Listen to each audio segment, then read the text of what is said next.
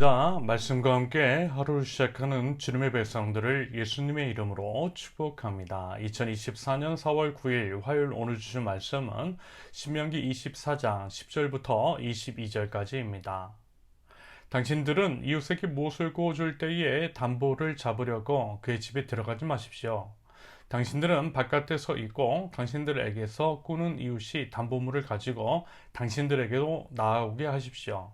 그 사람이 가난한 사람이면 당신들은 그의 담보물을 당신들의 집에 잡아둔 채 잠자리에 들면 안 됩니다. 해가 질 무렵에는 그 담보물을 반드시 그에게 되돌려 주어야 합니다. 그래야만 그가 담보로 잡혔던 그 겉옷을 덮고 잠자리에 들 것이며 당신들에게 복을 빌어줄 것입니다. 이렇게 하는 것이 주 당신들의 하나님이 보시기에 옳은 일입니다. 같은 결의 가운데서나 당신들 땅 성문 안에 사는 외국 사람들 가운데서 가난하여 품팔이하는 사람을 억울하게 해서는 안 됩니다.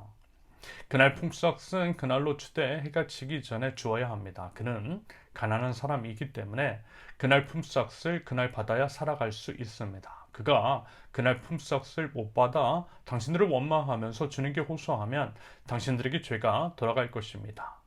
자식이 지은 죄 때문에 부모를 죽일 수 없고 부모의 죄 때문에 자식을 죽일 수 없습니다. 사람은 저마다 자기가 지은 죄 때문에만 죽임을 당할 것입니다. 외국 사람과 고아의 소송을 맡아 억울하게 재판해서는 안 됩니다. 과부의 옷을 저당 잡아서는 안 됩니다.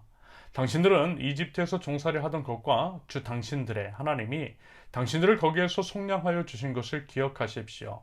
내가 당신들에게 이런 명령을 하신 까닭도 바로 여기에 있습니다.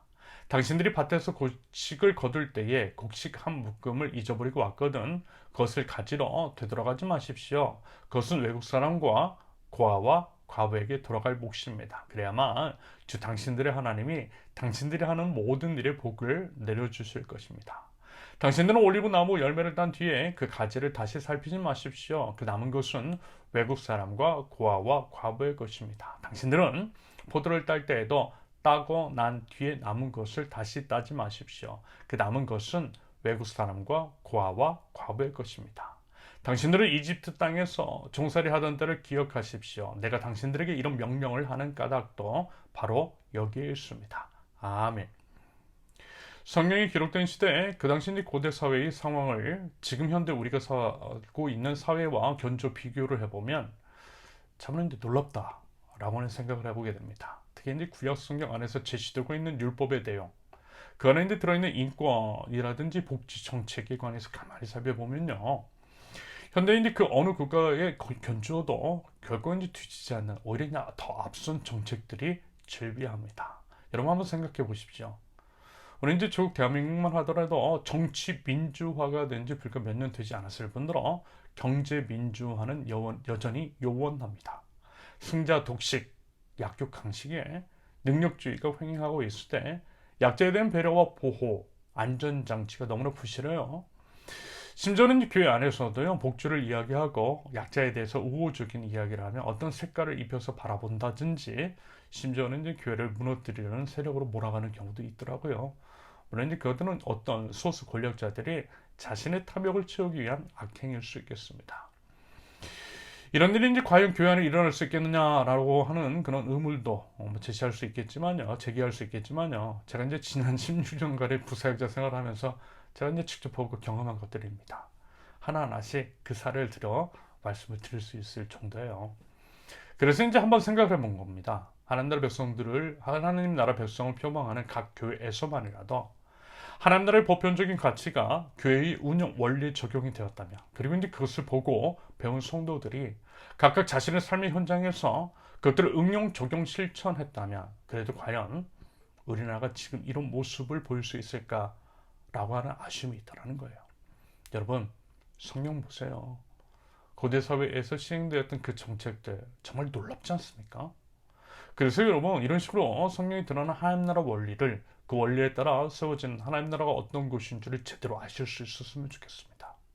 그리고 이제 그것들이 우리가 이제 속한 사회 안에서 시행될 수 있도록 해보자라는 것입니다. 특별히 이제 내일 총선인데요, 그와 같은 관점과 기준으로 각 정당을 분별 판단해 보시고요, 하나님 나라 백성답게 참정권 행사하실 수 있기를 바랍니다.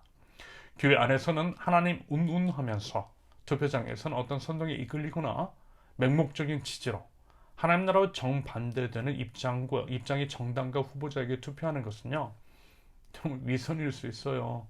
하나님을 모르는 것이기 때문일 수 있어요.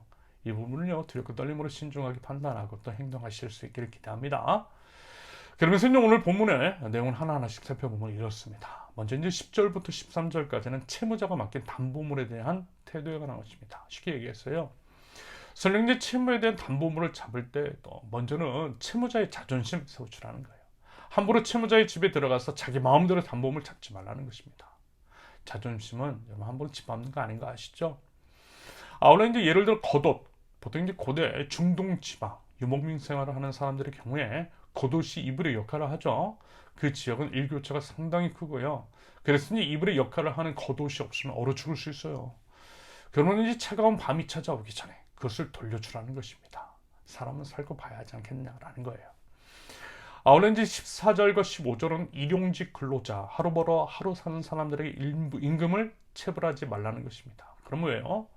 그럼 그거 없으면 그 사람뿐만 아니라 그 사람에게서 딸린 식구들까지 생계 위협이 될 수 있기 때문입니다. 여러분, 하나님 나라 정신은 뭐죠? 신약 성경에 등장하는 포도원 품꾼의 비유, 설령 단 1시간밖에 일하지 않았다 할지라도 그 사람의 일당 전부를 챙겨주는 겁니다. 사람은 살리고 봐야 한다는 거예요. 이것이 바로 하나님 나라의 원리라는 것입니다. 그러면서 이제 저는 정말 이해가 되지 않습니다. 그게 뭐냐면요, 교회 안에서도 효율을 추구하고 능력주의를 찬양하다라는 것입니다. 그런 세속적인 것을 주장하는 것이 마치 공정한 것이냐, 세련된 것이냐 호도하다라는 거예요. 여러분, 그랬어요. 한번 보세요. 각 교회 안에 이런 경향성이 자주 보입니다. 예를 들어 특히 이제 부사역자를 청빙한다라고 할 때 10명이 필요한 사역에 7, 8명만 임용을 해요. 그만큼 한 사람에게 과하게 사역을 맡기더라는 것입니다. 경영의 효율을 추구한다라고 하면서 말하자면 최고 경영자격인 담임 목사들은 부사역자와는 비교가 되지 않는 여러 배의 사례비를 챙겨가더라는 거죠. 여러분, 이것은 분명 하나님 나라를 역행하는 것이고 거스르는 것입니다. 이 부분에 대해서요, 반드시 심판자 그리스도께서 따져 물으실 것입니다. 여러분, 부디어 능력주의가 아니라 은혜주의가 회복되고 경영의 효율이 아니라 십자가에서 보여주신 예수 그리스도의 거룩한 낭비가 있는, 그럼으로써 생명을 살려내는 각 교회가 될 수 있기를 바랍니다.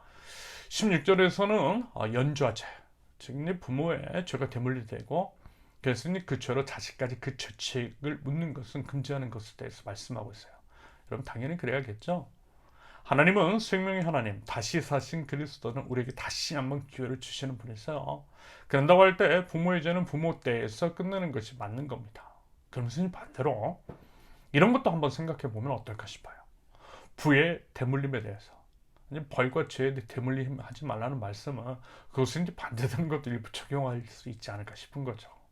부의 대물림, 그 이제 중심에 있는 부동산 문제, 특별히 이제 토지는요, 하나님의 것임을 분명하게 성경에서 말씀하고 있을 때 토지는 사고 파는 것이 아니라 각 사람의 기본적인 생존권을 지켜주기 위한 것으로서 활용되어야 한다라고 성경은 가르칩니다. 그런데 우리가 속한 사회 안에서 심각한 불평등의 문제가 사실 부동산으로부터 비롯된 것이 상당한 바, 이 부분에 대해서도 여러분 우리 한번 숙고해보는 기회를 가질 수 있기를 바랍니다. 부의 대물림, 토지 문제, 그리고 이제 불평등의 문제. 마지막으로 17절 이하에 기록되어 있는 외국 사람, 고아와 과부, 그들은 이제 그 당시 사회적 약자를 대표하는 사람들이었는데요. 그들을 위한 일종의 사회적 장치에 대한 내용입니다. 간단하게 얘기해서요, 돈 없고 백 없는 그들도 공정한 재판을 받을 권리 있고요. 생존권과 관련된 것들에 대해서 보호받아야만 하고요. 그들이 이제 최소한 먹고는 살 수 있도록, 예를 들어 곡식이라든지 과일 같은 것들을 그들이 챙겨갈 수 있도록 배려해야 한다라는 거죠. 사회적으로 공동체적으로 약자들을 지켜줄 장치를 마련하는 것입니다. 그러면 여러분, 이와 관련해서 우리는 과연 어떤 것들을 생각해 볼 수 있을까요? 특히 이제 외국인 노동자의 수가 증가하고 있는 요즘 한국 사회 안에서 하나님 나라 관점에서 반성하고 숙고해야 할 지점이 분명히 있다라는 생각입니다.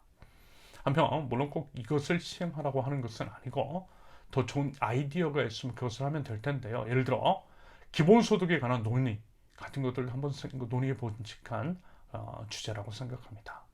그것을 담긴 정치는 결국 아무리 가난한 사람이라 할지라도 최소한 사람답게 살 수 있도록 우리 공동체가 보존해 주자라는 것이며, 그것은 결국 하나님 나라 원리에 맞닿아 있는 좋은 아이디어라고 생각하기 때문입니다. 말하기는 하나님을 바르게 알고 하나님 나라를 제대로 알아 서로를 지켜주고 살려주기 위한 아름답고 다양한 상상이 있는 하나님 나라 공동체, 우리 세우는 교회가 될 수 있기를 예수님의 이름으로 축원합니다. 함께 기도합니다.